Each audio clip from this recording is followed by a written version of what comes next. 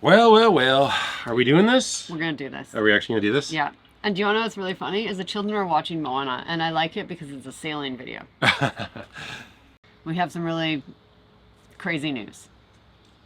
It's kind of life-changing to us. Yeah. It's actually more scary announcing publicly than it is what we've been doing over the last year. You think so? It is, because then now it's public domain and it has to succeed. Guess what?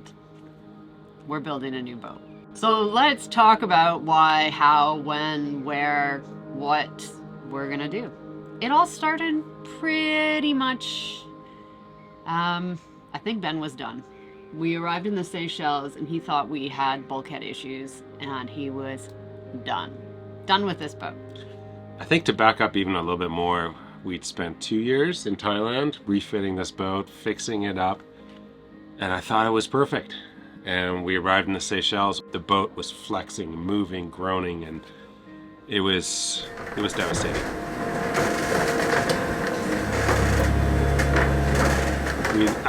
What happened behind the scenes, we booked tickets, flight tickets home to Canada, and left the boat there.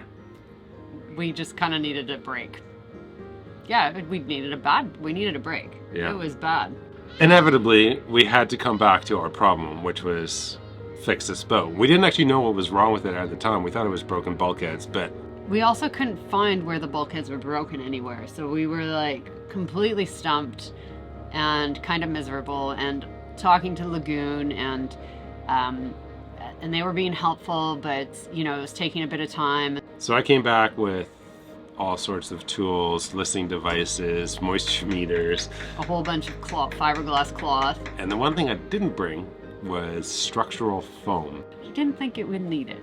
I ended up doing the moisture meter test all over the boat, on all the bulkheads. I started on the main bulkhead up front, main bulkhead at the back, nothing. Then I started measuring underneath the boat, the bridge deck, and nothing, until I got to one particular spot, and the moisture meter went nuts. It sounded like a Geiger counter. And I called Ashley and I said, I got bad news. That was after I'd drilled into the bridge deck and had found just the nastiest of rotten balsa core. Yeah, it was disgusting. It looked like, I don't even know what to compare it to. Honestly, it was a bit of a bit of a relief to find what the problem was, because we were starting to wonder if we were nuts, but we knew we weren't nuts because the boat hadn't moved like that, and then it had started to. And we were starting to think that we might have to take more things apart to just check the bulkheads even deeper, but we'd looked at them all. You can get into everything, and we couldn't figure out what the heck was wrong, because none of them have delaminated. None of them are rotten. There was no problem. And even Lagoon, like we were talking directly to Lagoon, and they were saying, oh, it's a good old Lagoon 410, she's a strong boat and she's been tried and tested. And they were 100% correct. When you get to a certain age in a series of boats, they've been beaten up, they've been tested, and they know that there is no manufacturer's defect on this boat. So it ended up being rot, and rot is not covered by insurance. So we were left with, well, do we fix it or do we fix it? Because we cannot sell this boat as is, we cannot sail this boat as is, so we fixed it.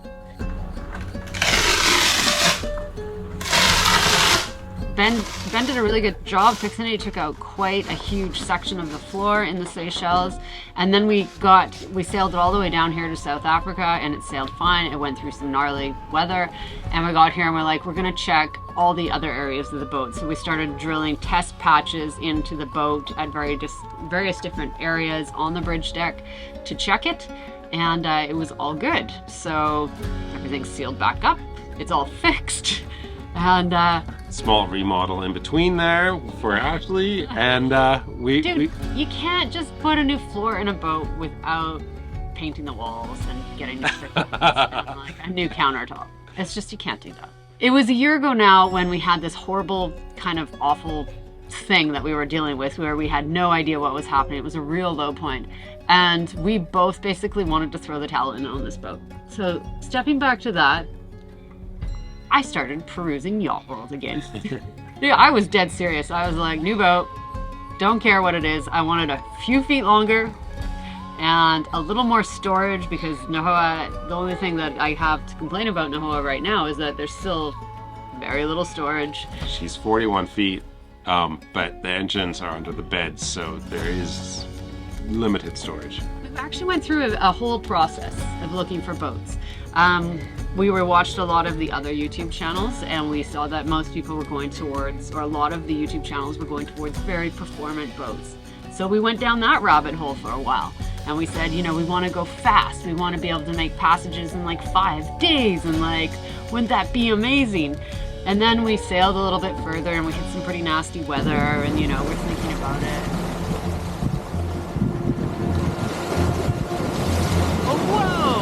We just went so fast. Holy smokes. 17.7. Now we're doing 16.4. As we sail towards the Cape of Good Hope, we do so with deep respect for the history of this place and the many sailors who have lost their lives here. The wild coast of East Africa is a brutal and unforgiving place. Known for its rough seas and unpredictable weather patterns, sudden changes in wind direction and strength challenge even the most experienced sailors. Ready? I'm ready. Anyways, we're ripping down there, spinnaker up, you know, pushing this Lagoon 410 to its limit. And things can go sideways pretty quick.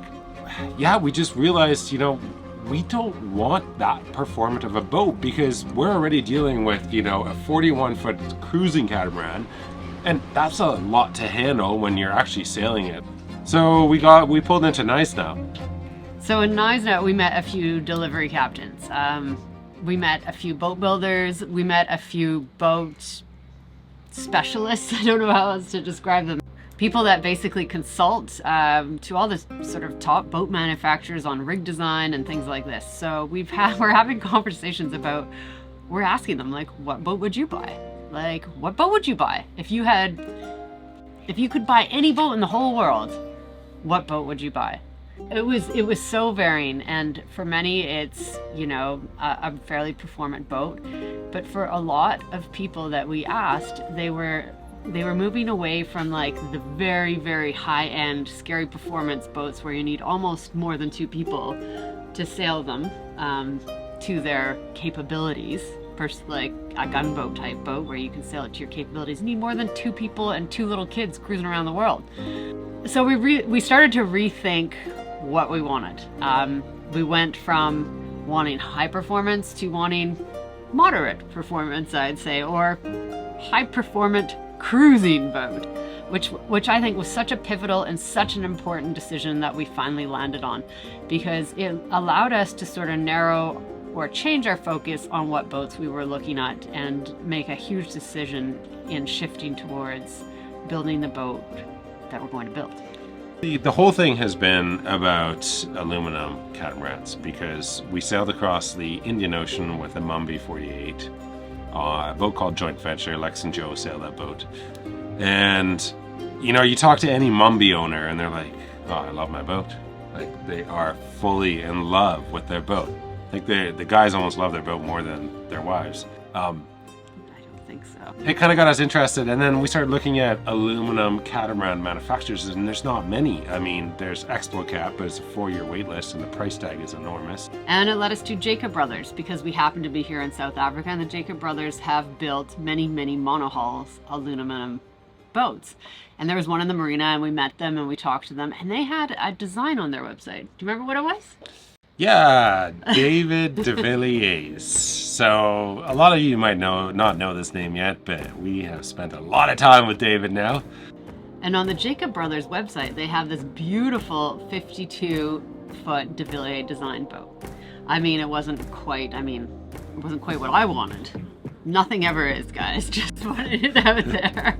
I'll just put it straight out there. David de Villiers is laughing behind the camera right now.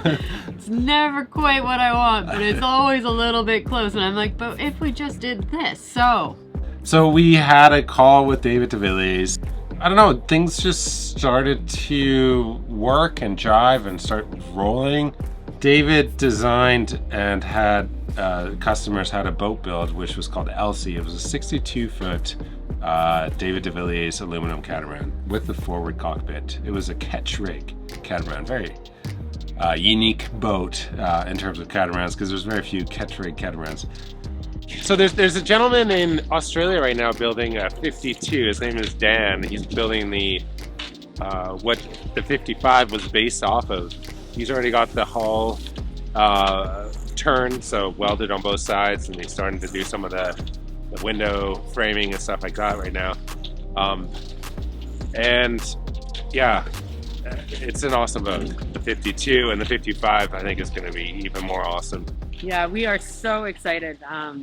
We had many more calls over the following months, and you know, at some points we weren't quite sure, and other points we're like, oh yeah, you know, we could make this work. And then basically we had to, that led us down to the path where we had to find a yard that might be able to build a boat similar to the one that David has designed already, but customized for me, that we could afford. And it turns out that was a hard task. So I've contacted yards all over the world, from Greece, South Africa, Europe, Italy, Australia, New Zealand, Thailand, Vietnam, you know, so many places. And I think we found a yard, but we're not sure yet. We're not sure. We haven't signed that part of the contract yet, or that contract. We have, however, committed to moving forward with David de Villiers. So we are working on our new boat, and our new boat is going to be a Nahoa 55. I think this is my dream boat. Yeah, I think it's turned into our dream boat. A lot of hard work has gone into it, a lot of meetings, a lot of brainstorming, a lot of we can't do that, only for him to come back the next day and say, I figured out a way. Yeah, there's been a lot going on behind the scenes, and so we'll give you some of the overview here. It's an aluminum hull, and the reason we choose aluminium, as some might say, is because it's exceptionally strong compared to its weight. It's quite affordable compared to carbon fiber or e-glass, and it allows for, you know, higher latitude cruising. If you look at a lot of the expedition style boats, like the monohulls, they are all aluminum or aluminium. It's also a huge high resale value. They just don't rot. Like, they don't have a rotten bridge deck. That'll never happen on an aluminum boat. I think that's the reason we're getting an aluminum boat. I honestly think that's the entire reason, is Ben's like, I'm done fixing. I laugh a little bit about actually saying that, but there's some truth to that. I know that a no maintenance boat is not possible, but a less maintenance boat is possible. And aluminum is the answer for that. There's no gel coat polishing, there's no buffing, there's no gel coat fixes, there's no fiberglass fixes. That doesn't mean, and we're well aware of this, that doesn't mean it won't be without maintenance, or it won't be without its own problems like electrolysis and things like that. So we do know there are always trade-offs. We'll get into all of those things in future videos, but right now we just kind of want to show you what we've chosen and what we're designing and what we're building. I looked at this boat and I said, take that out. What is it? Can anyone guess what it is? It's a forward cockpit. I have since been converted. I think it's going to be amazing. Every single line is let into the forward cockpit. You can see the sails. You can do everything right there. I was like, I don't want to go up there when it's wet and cold and do that. But the fact of the matter is, it's actually a little bit sunken, so you're fairly well protected. You might get a little spray, but it's not significant. There's a door that opens. It's, you know, it's open shut quick. You're in, you're out, you're dealing with the sails, you're done. Something else that you'll see on this diagram in front of you is that it has mini keels and skegged rudders. It does not have good dagger boards. It does not have flip-up rudders, and there's a reason for this. Over our many years of sailing, we have found debris in the water, and when you're doing, you know, good speeds, 10 plus knots, hitting something at that speed can be quite disastrous.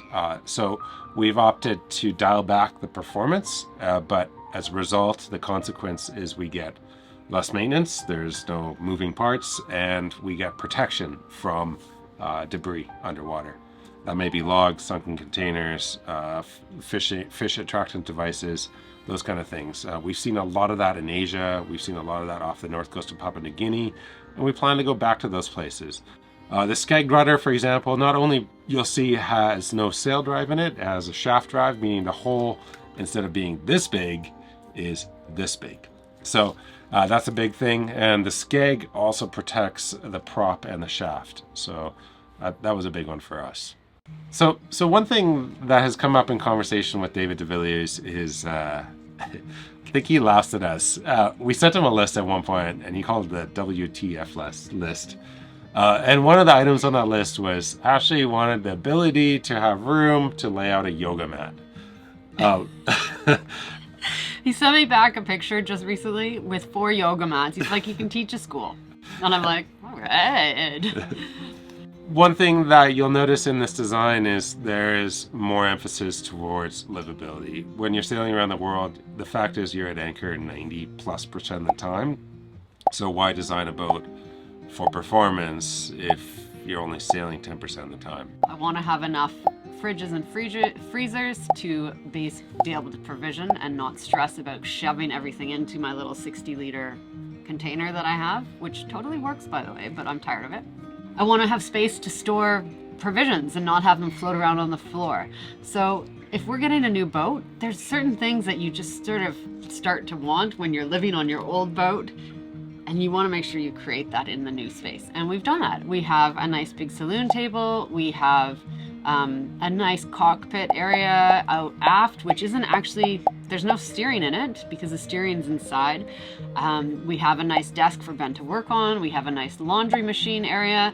We have cabins for the kids. We still have space for linens and space to store yoga mats and paddle boards and everything. So we're feeling really good about, 1, storage, and 2, livability on this boat and comfort. And it kind of is a big deal. A lot of this has played into our past 8 years of sailing and our past, really what's been 4 years of refitting this boat, and realizing and learning that there's a lot that goes into outfitting a boat and planning ahead of time where the ducting is going to go, where the lithium batteries are going to go, and making sure they're, on the bridge deck, not in the hulls, is really important, because then if you ever flood a hull, you don't lose all your pumps and all your power.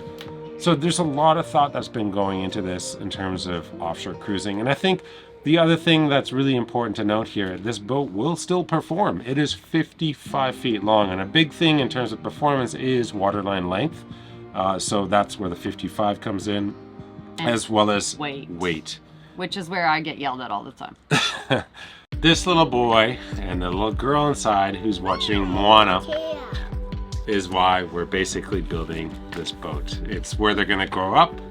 It's how we're going to show them the world. It's where they're going to go to school. We landed on a boat that is, we think, a great size for our family. It is going to be an expedition machine for this family. A boat that will take us anywhere and everywhere we want to go.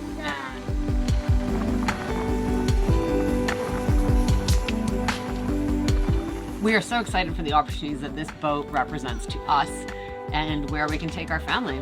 To be honest, we don't have everything quite figured out. We aren't sure where it's going to be built yet. We have a yard picked out and a yard in mind, but there's still a few details to work out. I mean, we're not buying a boat off the production line. We're not buying a prefabricated boat that we slot into some build timeline in some queue. We're literally designing our own boat. We're literally going to be hull number 1, and trying to figure it out as we go. So you'll be along for that ride.